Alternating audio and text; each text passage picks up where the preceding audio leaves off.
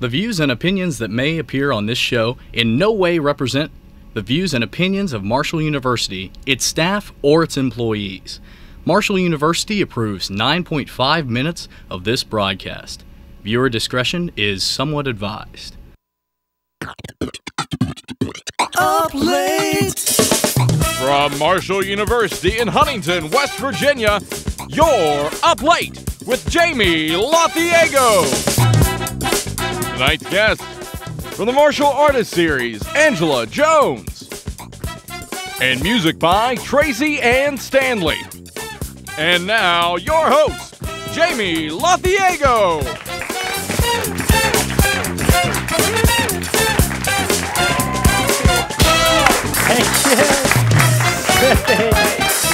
Thank you all for being here in the studio audience. What an outstanding audience. Thank you for being there at home watching us on MyZ. And thank you, Sara Hodges, for getting the door. We really appreciate you being here. Oh, you're very welcome. Thank you. Tell us a little bit about yourself. All right. Well, my name is Sara Hodges. I'm from Darby, Montana. I'm a freshman at Marshall to study biomedical sciences. What I really like to do is shoot gophers and ride horses. Back to you, Jamie. There you go. Good job. Thank you, Sara. Very nice. Sippy, everything going okay in your world? Everything's going good. A little busy, you know. Busy. Is that time of year? Trying to lose some weight a little bit. You'll find it. Don't worry. No, I'm not trying to lose it. I didn't think it's not working out anyway. Well, what's been going on with you? Just working hard, doing school? Trying to get out of here. Hopefully it'll happen. You never know. We might keep you. Probably will.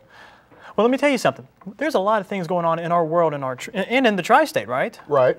So I probably should get you caught up and everyone at home caught up with what's going on in the news.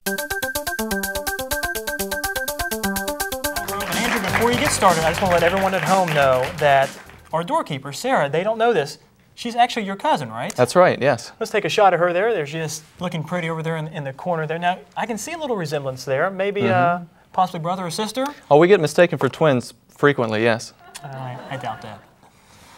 Anyway, what's our first top story tonight?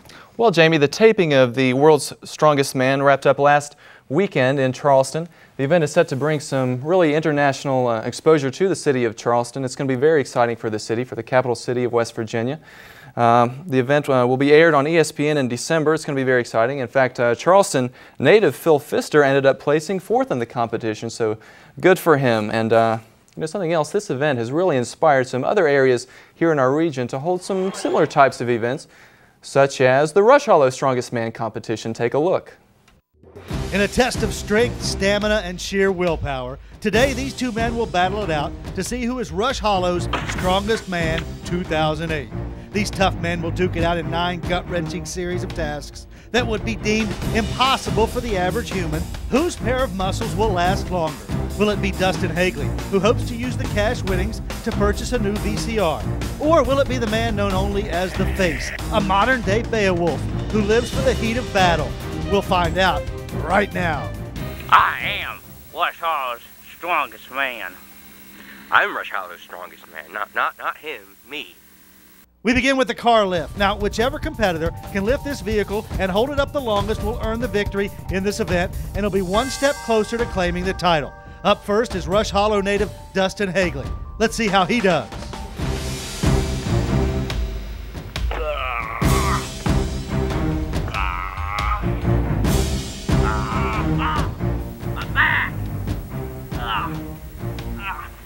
It appears that due to an injury, The Face is now the 2008 Rush Hollow's Strongest Man.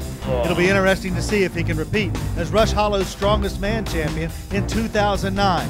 From all of us here at MyZ Sports, thanks so much for joining us. We'll see you again next year. And in national news, the stock market faced a week of financial turmoil. Last weekend, 2 big Wall Street firms were on the verge of collapse. At one point, the Dow Jones was down as much as 504 points. As you can see from these images, the stock market appears to even be turning Japanese. But really, to put things in perspective, things aren't all that bad for the stock market. Just take a look at what happened to the Milton flea market. So you see, Jamie, things could always be worse, right? Andrew, that's horrible. I'm sure the people in Milton really like you bringing that up.